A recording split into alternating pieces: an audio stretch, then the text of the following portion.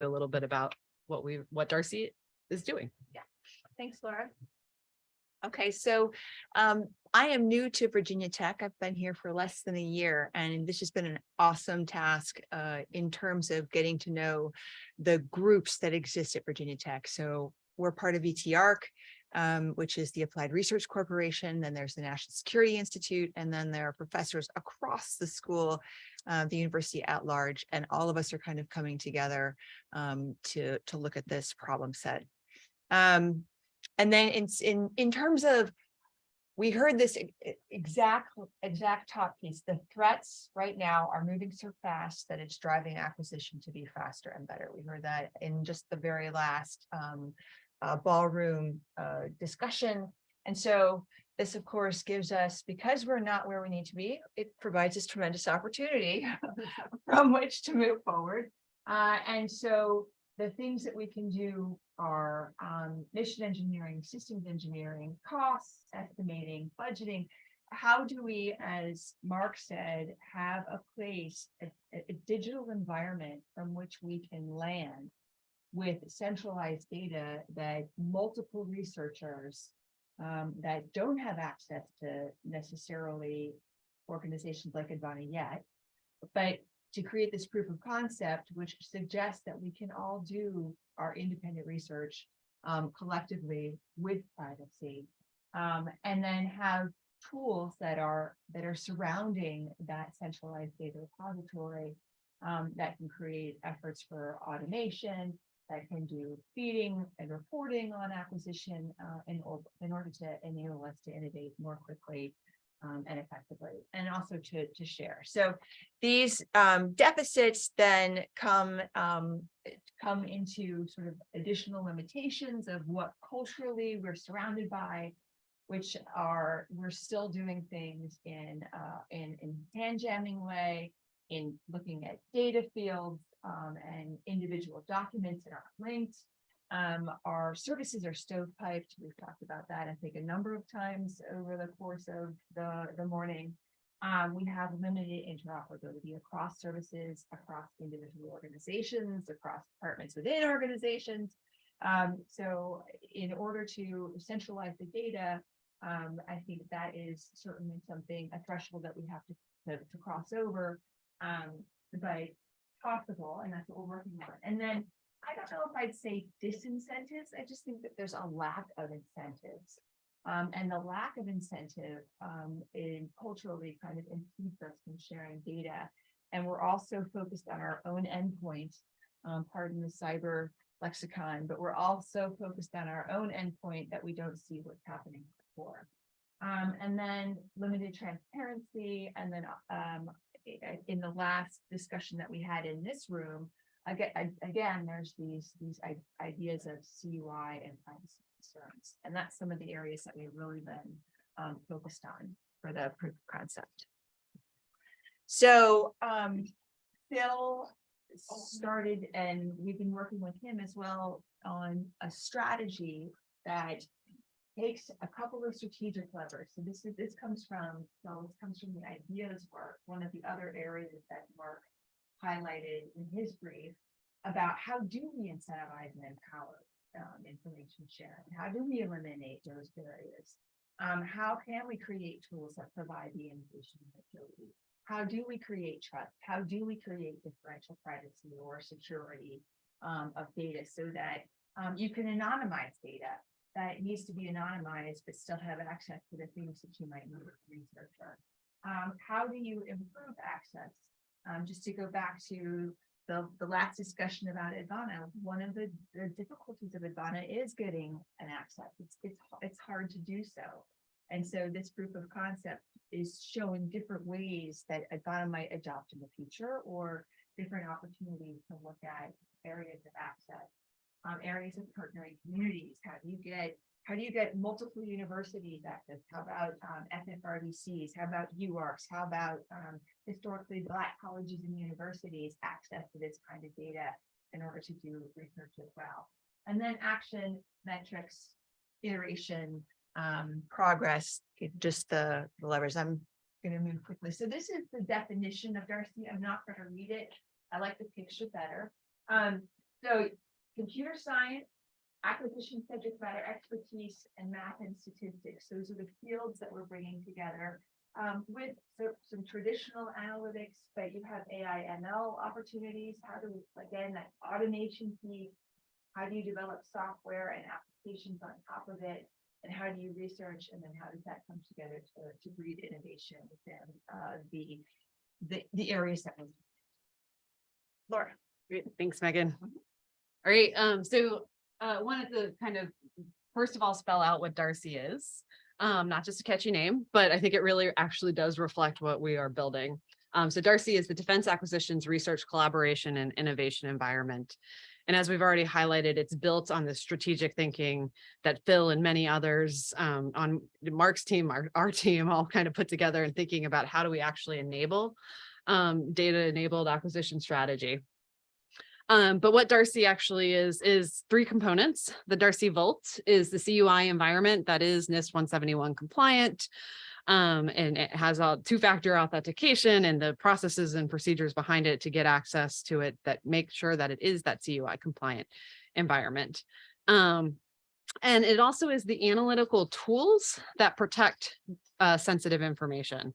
So a critical part of DARCIE that we are piloting, so DARCIE itself is a pilot, and within the pilot, we are piloting data protection tools. One that's very hot in academia right now is differential privacy, and how we might think about using differential privacy to make data widely accessible, but protect the critical information from behind it.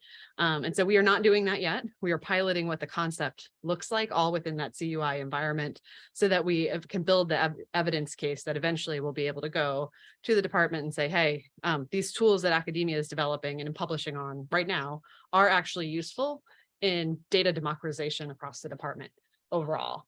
And so it's a very different lens than when what you look at like what academic research is focused on. We're thinking about how do we actually take CUI data and protect it in the right way in the right environments, but then also enable innovation through applying kind of noise to that data and then providing it to researchers to enable an innovation across the department.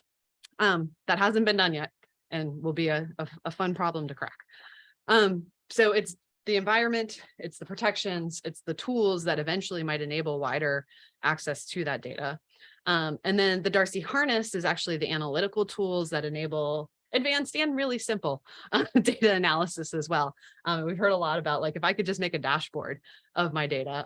So we're using Plotly lib to enable open source kind of exploration and dashboarding of data, if you will, but also have the whole analytical tool sets and all sorts of we're using the Anaconda environment so that researchers can come in and bring, their R code. I'm a statistician, I have to say R first, or their Python code if they prefer that, as well as many other open source tool sets.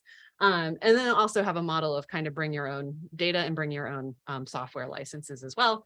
So shout out to our University of Maryland team who's piloting the environment and bringing some of their own analytical tools to that environment. And then finally, the key to DARCIE overall is the DARCIE Hub. And so readily available data, I might change this to readily available data for analysis, because data is readily available, but to make it ready to, put in a regression model, as we saw in the Data Grand Prix presentations, that's not necessarily how it's stored. It's not, in like the long format that we're really fond of in our data science communities. And so it is that readily available data stored in a database that's queryable through SQL query and Boolean query, so that we can not only do that acquisition, but enable researchers to understand kind of what data exists. So I'm going to skip this slide because we did a lot. That's what this slide says. It took a lot, a lot of knocking on doors and figuring out what the processes were. So everything from the processing to the data ingest, the quality control on the data, enabling access, not just within, we piloted with partners at Stevens, University of Maryland, and George Mason University, access to the environment. And I'll talk a little bit more about that.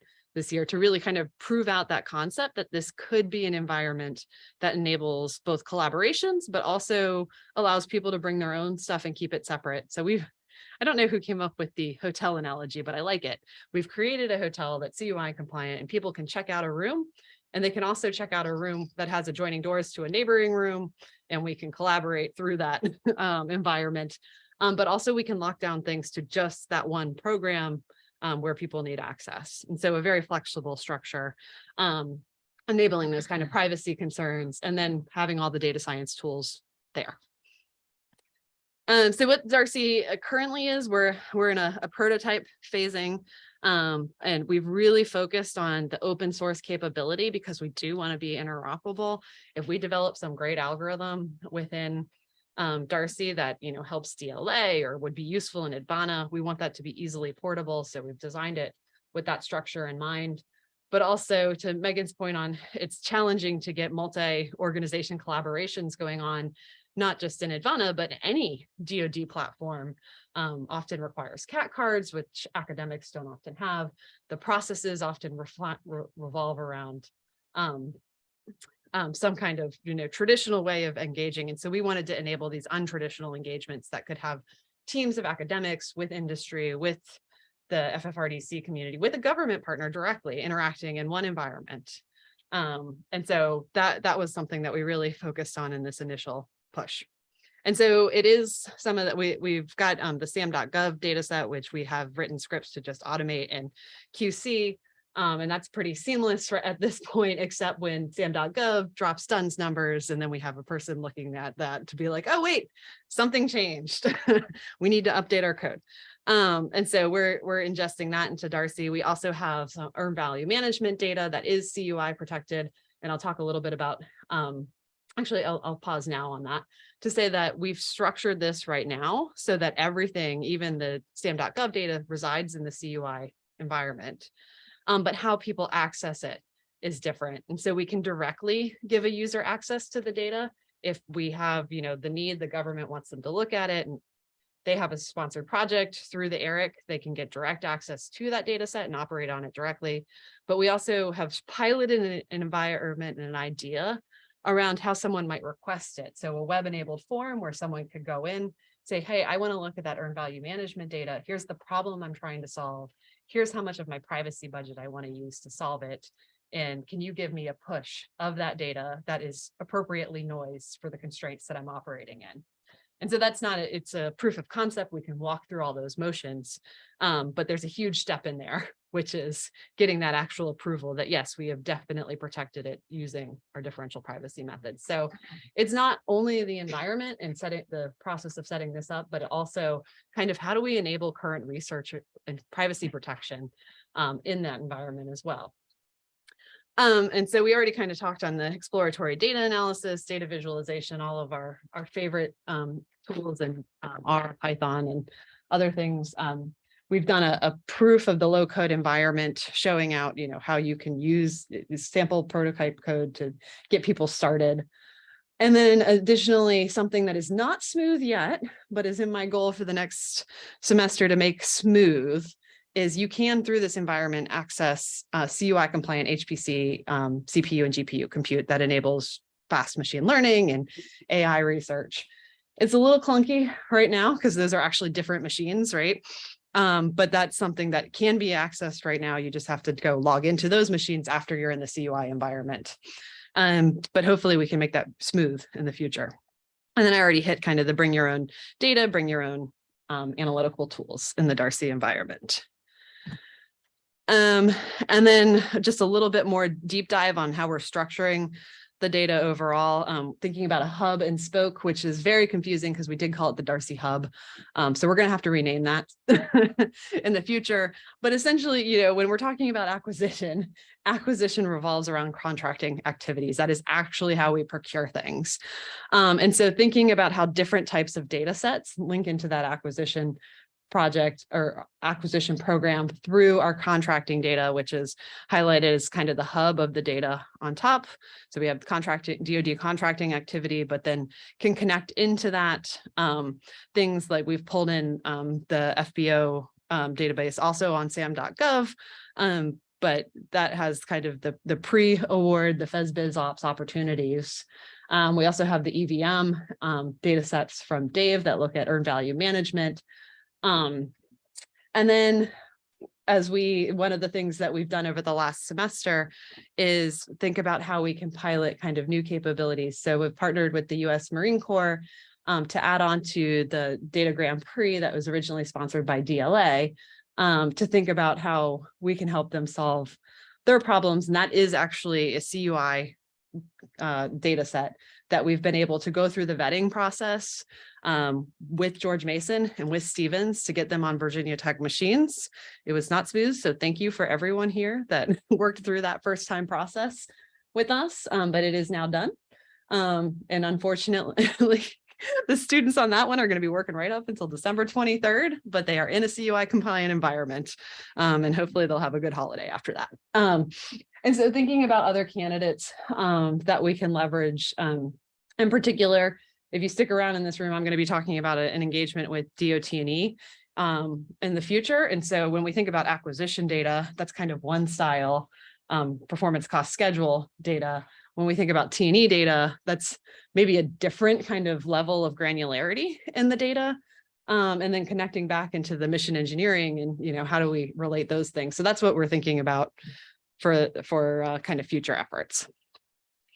And so I think I've already hit all of that. So I'm going to go to my way ahead slide and talk just a little bit more about where we're going in the future. So this creation here, this beauty, you're not meant to read any of it, don't worry, but it's Phil's data cube.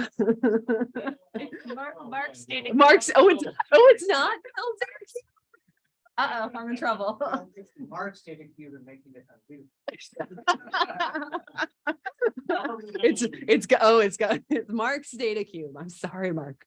But really lines out kind of the different areas of data that span cost schedule performance, but also are going to be needed if we're actually going to solve IAPRs and mission engineering. We're going to need feedback loops between kind of operationally collected data, operational test data into mission engineering processes, and thinking about portfolios that we might assess. How do we get kind of the whole piece? And so what we're going to be doing next is kind of working with the government to engage on what kind of questions could benefit from this kind of capability. It is a CUI environment, so that does have its own limitations associated with it once you start talking mission.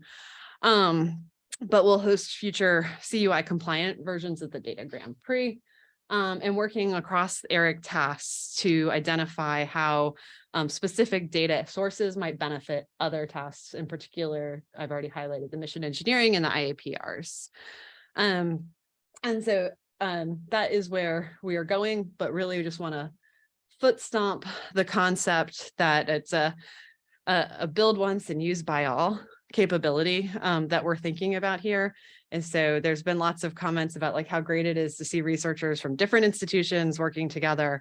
And so this is something that I think is if we do it once, then everyone kind of across the network and our government sponsors can all have access and use this to help solve their hard problems. So with that, we finished early. So questions?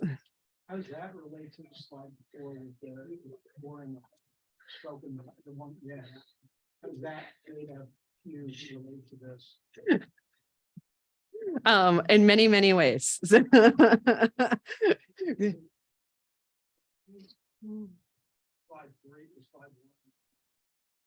Yeah, so I don't know, Mark, if you want to talk about Cupid, but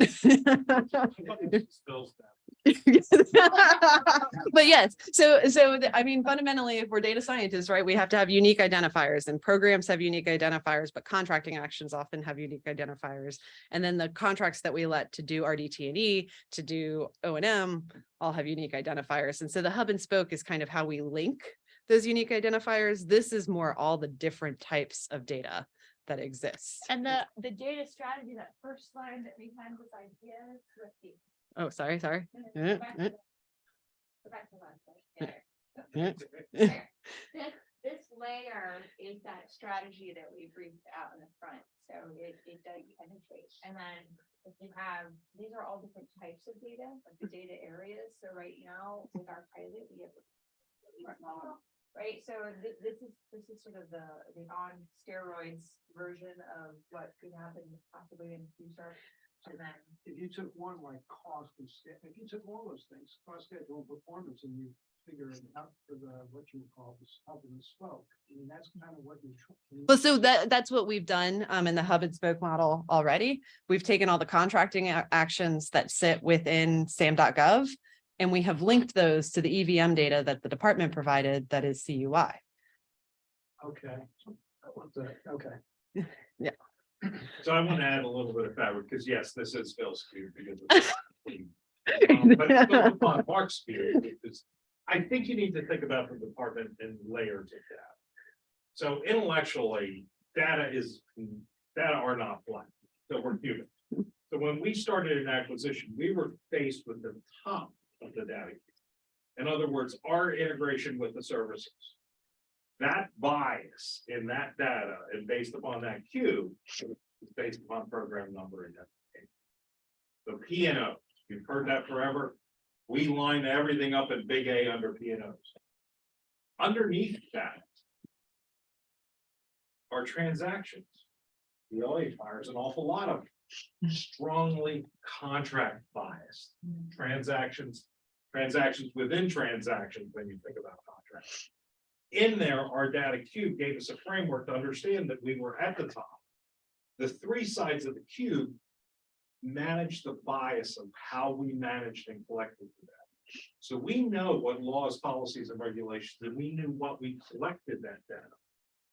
Now what Phil has done is extended that across a bigger bandwidth for us to experiment. Never the twain shall meet, and the department has struggled for Zachheim's model forever of doing architecture. How do we architect the Department of Defense and all the, we never quite. Turning it to data, I think the important aspect here is, and you mentioned Cubic. We have the undersecretary, the assistant secretary sign out a policy for Cubic. Common universal program identification. Services are going to help us do that crosswalk between contracts and this environment. So when we think about the data cube is in operation in the department today, published, it's called the data standard, promulgated in policy, and highlights all the bias for what we know. Where the Phil data cube and the DARCIE pieces come in, we've asked them to extend that data cube. So if you take the cube, this is the arrows coming out of X, Y, and Z axis to get us to integrated program portfolio review. We know we don't have enough data to manage all of those things. We need to figure out what that is.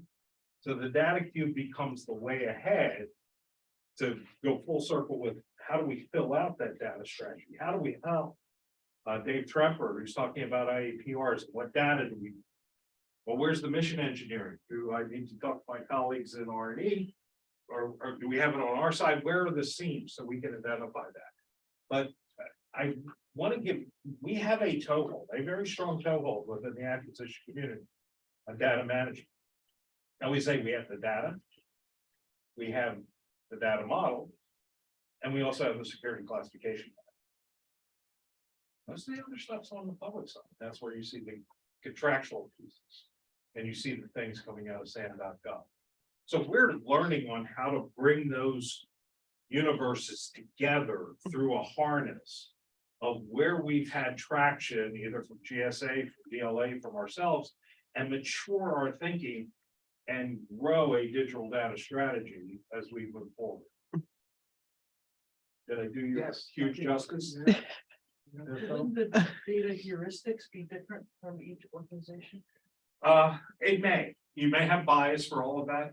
Generally, what we found is because the way you collect it or the way you use it. You know, federal procurement, FPDS is contract reporting. It is biased to contract reporting. There are other components that you have to understand as you move forward. We were worried about program insight. You know, we know there's hundreds of contracts out there. thousands at something, we may worry about the top 6. That's it. Because that was good enough for us to do our job. So even understanding how we think about how we use data and what's necessary at an OSD level, the PM's going to use more than what we use, as they should. Mhm. And how do we get out of their way? Sorry. Awesome. In industry, sometimes people and organizations are identified by the data they keep. And because of that, there's often resistance to sharing the data across boundaries. Do you have any of that issue here? Yeah. Only the PLA. Lindsay, you want to jump in?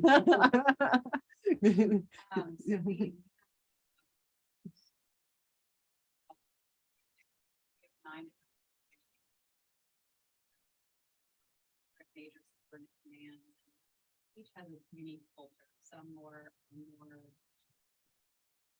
for their data more than others. So we're really trying to push that culture that humanity. PLA data is DoD data, strategic asset that they're our parents.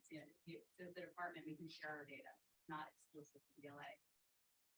What's also interesting is this idea that I think it's been perpetuated over time that vendor data is proprietary and that, even like our troop support, major support command is very, very cautious. And you've even gotten the lawyers involved in sharing that data. And really it's a quick modification to a contract or, the language in the contract, possibly at the policy level, but you can absolutely, you absolutely own that data or can access that. But then there's just people institutionally throughout the organization who think, no, it's the vendor's data, it's not ours. Now, like we have a vendor like Cisco, for example, that deals with food acquisition. And so, we would like to have the data mostly for OCONUS outside of the country.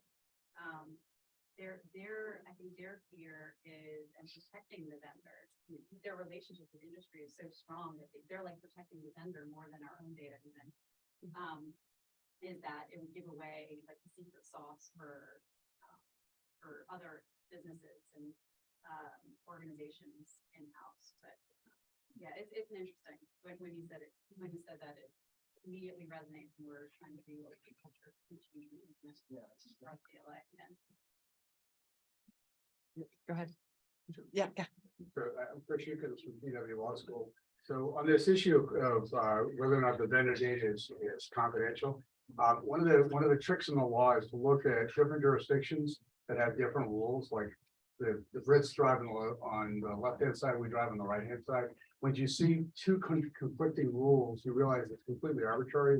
There's nothing inherently right about one rule or the other one. There are so many jurisdictions around the world where that commercial data is freely available, including many jurisdictions across the United States. That the fact that the industry is able to create this myth that the information should be held secret by the government. It's just hogwash. You shouldn't accept it. Now, relatedly, there are statutory requirements for open data. So this data is supposed to be publicly available. Everything you described, you're moving it towards the CUI, you're moving it out of public. It seems like you're going in the other direction. So I understand that there are security reasons for doing that. So that's an observation. My question is, if you have a hotel where a sort of CUI hotel, who's the doorkeeper on the hotel? And if AIRC is the doorkeeper, does AIRC have to fundamentally rethink how it does business? Because it's not really, it's not sufficiently flexible now to accommodate the thousands of people who want to come to that hotel now. Yep. So let me first address your first point, because it's a really good point, and I didn't brief it clearly. We are not trying to move anything that's open into the CUI environment. Absolutely not. Everything that should be open should be open. What we are using that for is our decoder key within the CUI environment. So having the SAM.gov data with the EVM data, which is level 1 data, is CUI. I don't exactly know what that means yet because the government hasn't fully explained it to us, but having it in combination, and then we're working to bring on T&E data, which will have actual information about the technical performance of our weapon systems. That is CUI. If it's, yeah, we're not going to take anything. We're not at a secret prototype yet. And so having the bigger context that crosses these different lanes of the data cube is where we think innovation will come from. And that has to be done in the CUI environment, even if we're using open source. That doesn't change the fact that the SAM.gov data is open source and could be sent freely outside of this environment. And anybody can scrape, Yeah, and anyone can anybody scrape can it. scrape the SAM.gov data. We'll send you our code too. If you want code to scrape it, like we're not paying for stuff twice. That's not happening. So anyone that wants code for scraping SAM.gov, we have that and happy to send I it. wanted to help you, because I always see this in any data question. Yeah. They are not the representatives of the Department of Defense position associated with that. Yeah.